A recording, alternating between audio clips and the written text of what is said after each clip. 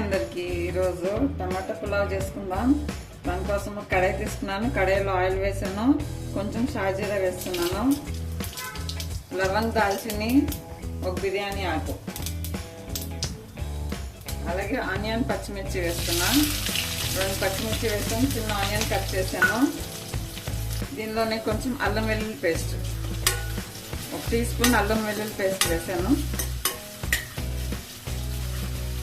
అల్లం వెల్లుల్లి పేస్ట్ పచ్చివాసన పోయే వరకు ఫ్రై చేసుకుందాం. ఆనియన్ కూడా కొంచెం బ్రౌన్ కలర్ రావాలి. ఇక్కడ 3 టమాటోస్ గ్రైండ్ చేశాను, అది వేస్తున్నాను.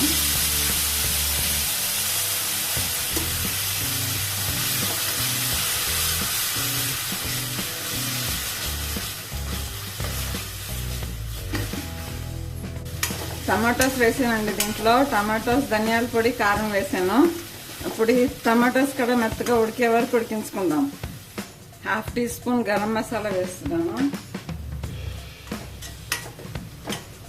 ఇప్పుడు కుక్కర్లో ఉడికించుకున్న రైస్ వేస్తున్నాను. 1 గ్లాస్ రైస్ ఉడికించాను కుక్కర్లో. కొంచెం సాల్ట్ వేసి ఉడికించాను. 3 విజిల్ వచ్చే వరకు ఉడికించాను. నేను ఇక్కడ నార్మల్ రైస్ తీసుకున్నాను, మీరు కావాలంటే బాస్మతి రైస్ కూడా తీసుకోవచ్చు.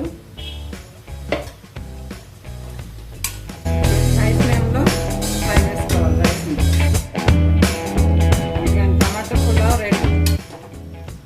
చాలా టేస్టీగా ఉంటుందండి. 5 మినిట్స్లో రెడీ అయిపోయే రైస్ అండి ఇది. చాలా సూపర్గా ఉంటుంది. ఇలా ఒకసారి ట్రై చేయండి. Thank you for watching.